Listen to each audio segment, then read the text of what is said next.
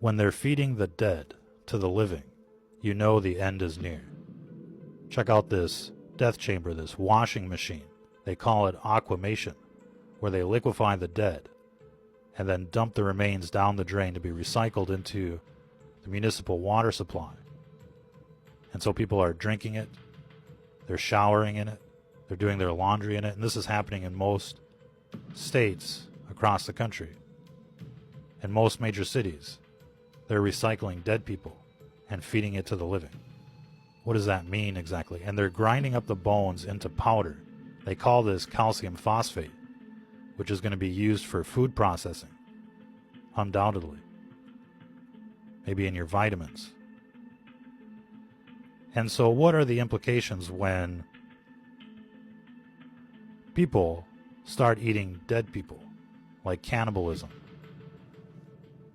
Is there going to be kuru running around out there? Mad cow disease? What about in a spiritual sense?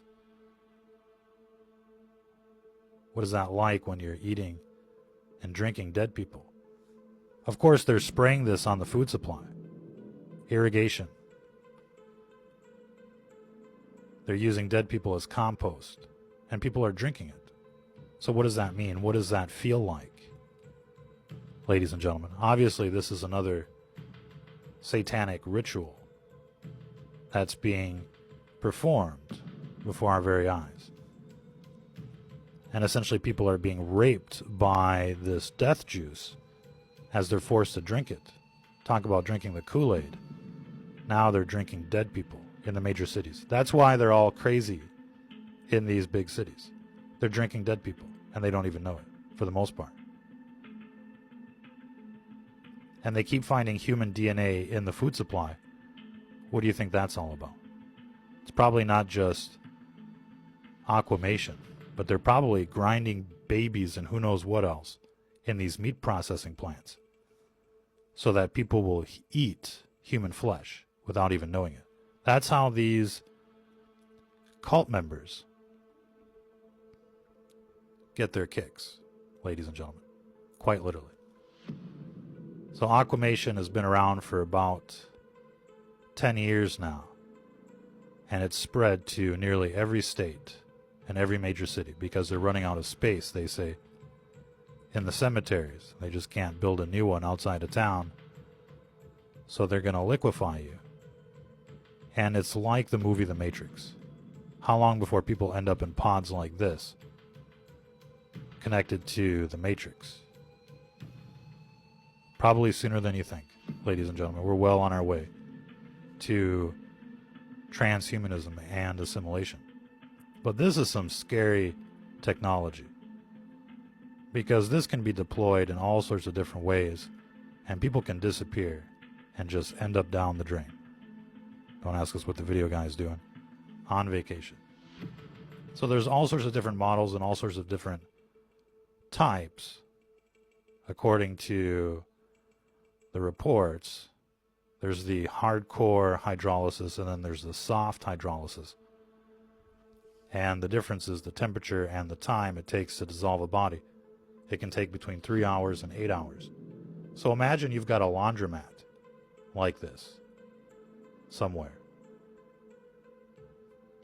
How many people can disappear in a day in a laundromat just like this with these types of washing machines? Undoubtedly, we'll be seeing facilities like these connected to the quarantine camps in the beginning. Of course, after a while, they just won't care anymore, and you'll start seeing the smokestacks coming from these quarantine facilities saying it's for your protection. But obviously, if we're to the point where we're liquefying the dead and feeding it to the living and calling it organic or environmental, you know these people on television have gone mental, that these people in the cities have gone mental, and it's just, without a doubt, talking to these people is useless. They don't want to hear the facts. They don't want to hear the truth. They're always going to spin it like liberals and call it for your protection. Call it your imagination. These crazies will call you crazy and say, this is perfectly fine. This is perfectly natural. This is science. Look at that. They got no problems putting the bones into a meat grinder, putting it into a bag, and saying, oh, we got some calcium phosphate. It's no longer human remains anymore. These are just chemicals. And so they're going to end up in the food supply. They're going to end up as fertilizer. And people are drinking this right now. And again, what kind of effect does this have when you drink something like this? When you drink wine, I mean, you get drunk, right? What happens when you're drinking this type of juice? You hear about the cult members drinking the adrenochrome. What about the average sheeple that's being fed this death juice? What does that do to them? Obviously, it turns them into zombies. Obviously, these people are going to be vibrating at a different frequency, at a very low frequency. But you just can't imagine dumping this into the water supply. But they do. You've heard of the expression from crap to tap. Pardon that expression, but that's what they're doing. They've been feeding people, you know what, literally, not just on the television, but literally, they're feeding people crap.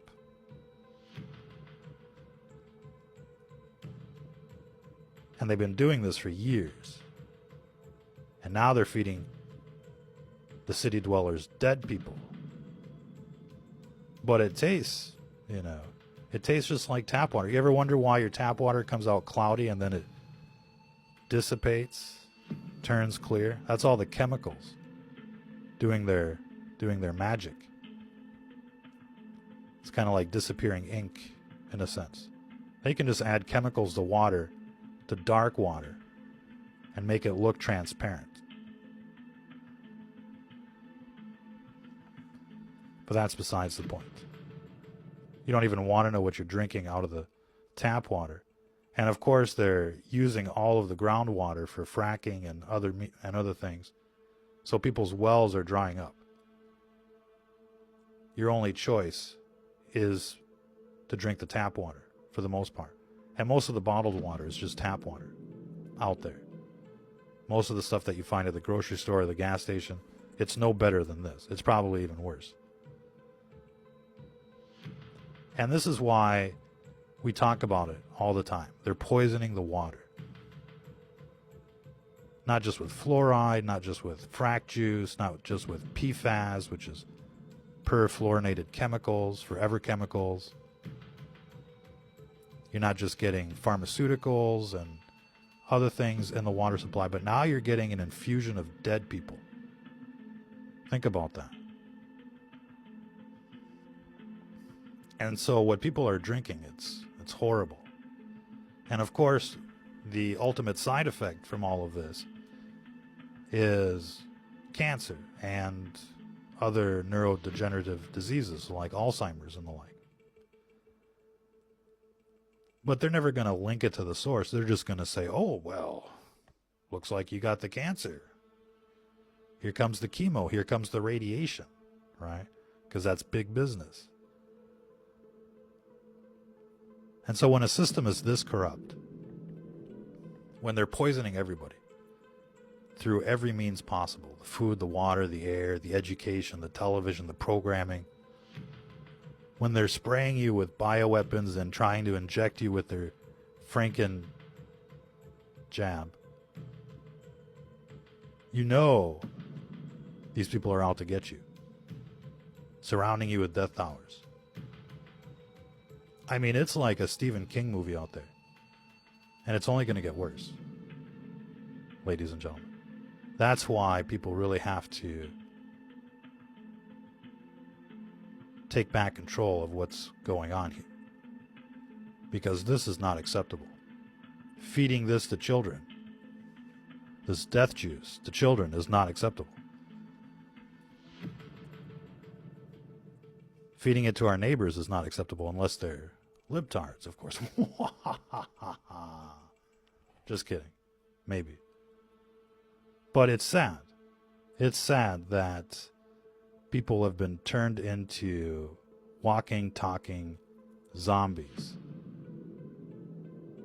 A literal echo chamber for the mainstream media. That's all they can do is repeat what's on television. It's so sad. It's such a sad world that we live in right now,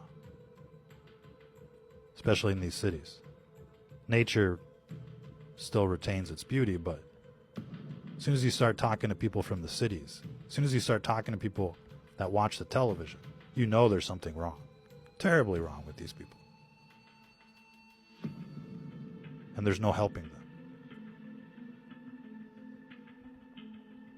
And so it's a sad situation. It's a very sad situation, but there needs to be a reset. We need to take back control of this world, ladies and gentlemen. And it looks like this pandemic is the perfect opportunity. And so undoubtedly things are going to change rather quickly in the next few months. But we're expecting things to get crazy during this next winter into the next spring. Now, you guys are going to want to follow the Telegram feed the best you can, because that's where a lot of the action is. Be sure to get the desktop version, because we're getting a lot of reports of interference from the Beast system. And so they're managing to shadow ban some people that still have the app from the App Store. If you got Apple, you're kind of stuck with that app unless you get the jailbreak version. But essentially, you're going to want to get the desktop version. Check out the Telegram every day. Best news stories from the internet are going to show up there.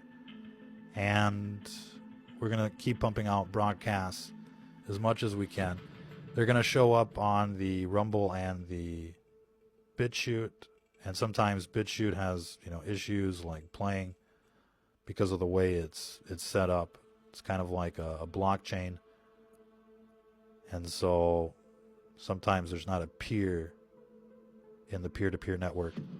So we also upload to Rumble usually about an hour after we upload to Telegram. So once you see a video show up on Telegram, then it'll show up on Rumble and BitChute within an hour. And so be sure to subscribe to those pages in the worst case scenario so that you can see the broadcast of the day. We're going to be doing a pretty graphic broadcast on what's happening in Afghanistan, more than likely later today. And we'll be back on Monday, or probably Sunday, with another broadcast as well for this crowd. But it's going to get